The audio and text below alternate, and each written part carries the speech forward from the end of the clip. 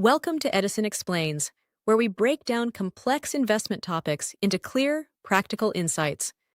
Cement is the quiet foundation of the modern economy and one of its largest climate problems. The sector produces around 4.5 billion tons of carbon dioxide emissions each year, accounting for 7 to 8% of all global CO2 emissions. And demand is still expected to grow by more than 30% by 2050, making decarbonisation a near-term financial issue, not a distant one. Regulation is accelerating the pressure. The EU's Carbon Border Adjustment Mechanism has entered its compliance phase, and rising carbon prices are reshaping competitiveness.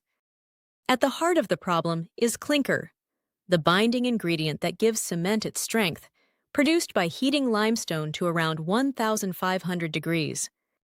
Around 40 to 50% of emissions come from calcination, the chemical decomposition of limestone itself, and another 40% from burning fossil fuels.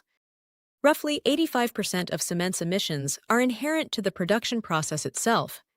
You cannot fix this by switching to renewable electricity alone. The most proven near-term solution is clinker substitution, blending in supplementary cementitious materials, or SCMs, to reduce the volume of clinker needed.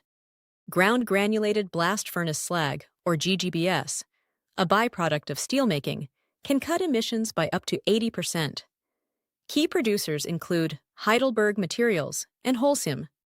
Coal fly ash is another widely used SCM, improving workability, reducing water demand. Key suppliers include Ecomaterials Technologies, a Seashray company, and Cemex. But here's the structural tension. Both GGBS and fly ash are byproducts of industries that are themselves decarbonizing. Supply will tighten just as demand for low-carbon cement rises. Calcined clays, particularly in the LC3 cement system, can cut clinker content by up to 50%, and unlike GGBS or fly ash, they don't rely on a shrinking industry. However, the main drawbacks include the energy required to calcinate the clay at 700 to 900 degrees and reduced workability of cement at higher inclusion rates. Natural pozzolans, volcanic ash, pumice, zeolitic tuffs, offer around 20% emissions reductions and are abundant in the US, Italy, Australia, and beyond. Unlike GGBS and fly ash, natural pozzolans do not depend on the output of any declining industry, making them a strategically resilient source as conventional SCM supply contracts. For unavoidable emissions locked in the chemistry, carbon capture becomes essential.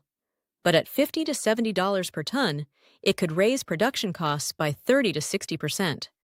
Brought the world's first large-scale cement carbon capture facility online in Brevik, Norway, in June 2025. A landmark for the entire industry.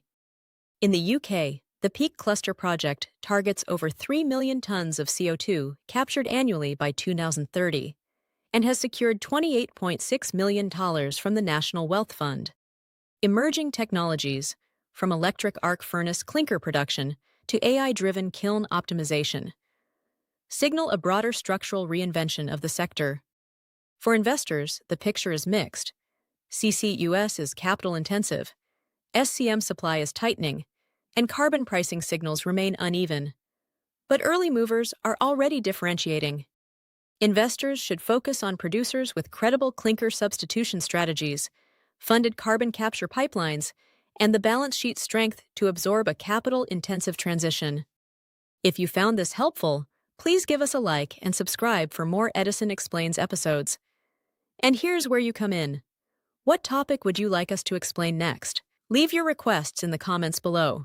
Whether it's an investment framework, a market concept, or a financial strategy, we'd love to hear what you want us to tackle. Thanks for watching, and we'll see you in the next one.